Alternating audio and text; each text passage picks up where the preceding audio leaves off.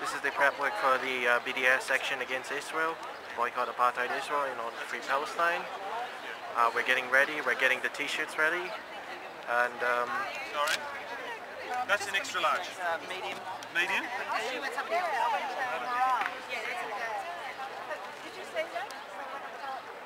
so can I just have a full shot of the t-shirt? Well, there's the medium, so yours can be the one that gets on camera.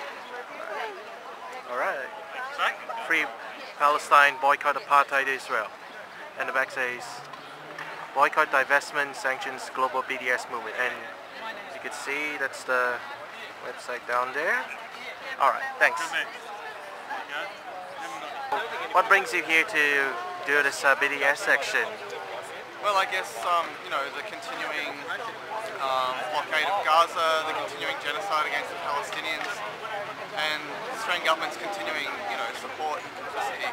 And that means that, well, I can't, as a human being, you know, actually sit by and be silent in the face of, you know, this apartheid, Israeli apartheid.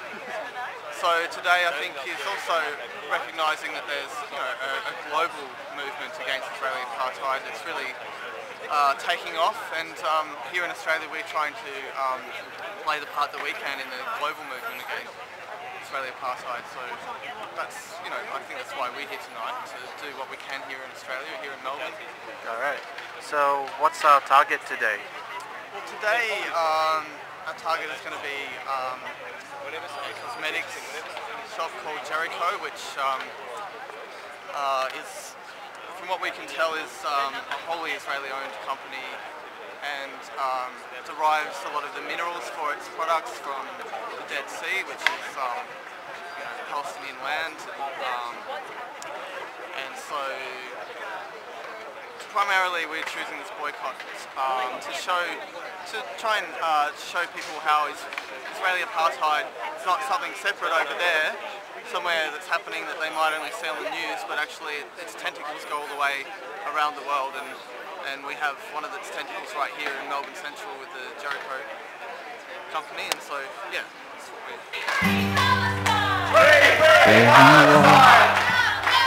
A wall between friends, a wall that justifies means for their ends, a wall between Semites, rich and poor, brothers and sisters from not so long before, many feet thick and 20 feet high. No one can look through it and into the eye of a person you might know, to whom you might confide. Now just a stranger on the other side, they're building the wall between water and land, so we can eat fruit and they can eat sand. A wall to make sure that our orchards will grow and our kids can get fat and not need to know of the cities in ruins and the children in fear, that your fathers and brothers in tanks might be near. A wall to keep quiet that which you fear most, so you don't have to listen to your grandfather's ghost. They're building the wall between future and past, a wall to keep separate the chambers of gas from bulldozers, gunships, and the tears of a child. Dignity, love, and honor defiled, to remove reality from your facts on the ground. A wall to keep distant the terrible sound of the houses that crumble and the children that die. a wall to keep separate the truth from the lie. They're building a wall, and at such a cost, and money and safety, and all the lives lost. A wall made of brick, but bricks can be broken when the people of Zion have finally awoken and said no more wars, no more refugees, no more keeping people up on their knees. And in the history books will someday recall, before apartheid was ended, they were building a wall.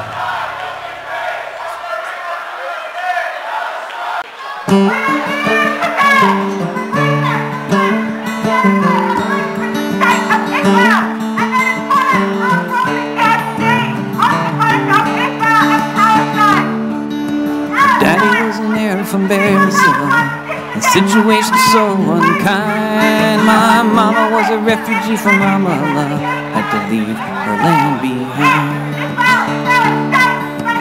I grew up in this refugee camp, in this unwelcome land. In this little parcel of Lebanon, we were dealt a losing hand. And then one day the soldiers came, a tired old refrain. I'll try to tell you what happened next, but there's no way to explain. The soldiers raped my mother, and they killed her dead, along with the rest of the tortilla can, while I hid beneath my bed. I'm a wandering, no place to call my home. Palestine, all around the world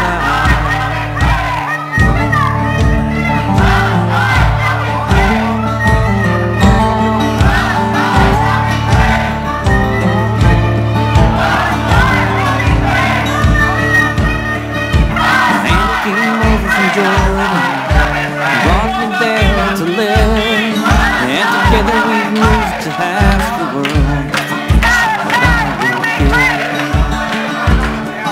In Beirut, Greece, and New York town, I've watched the world churn, but my home is Palestine. Someday I will return, but I'm wondering,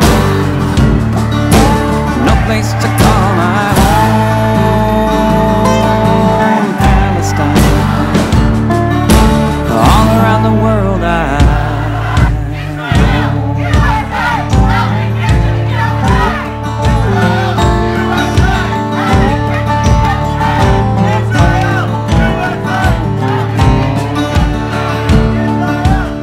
This is my situation here in the heart of the empire that sent the copters and bulldozers from Ramallah to a funeral pyre.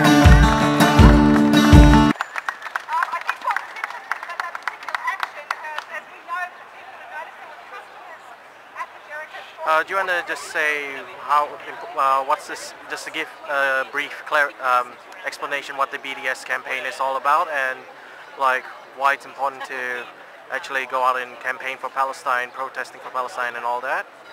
Yeah. So 5 years ago, the Palestinians, civil society, 170 organisations issued a call that the people of the world were to initiate a boycott, divestment, sanctions campaign until Israel met three key demands or three key goals.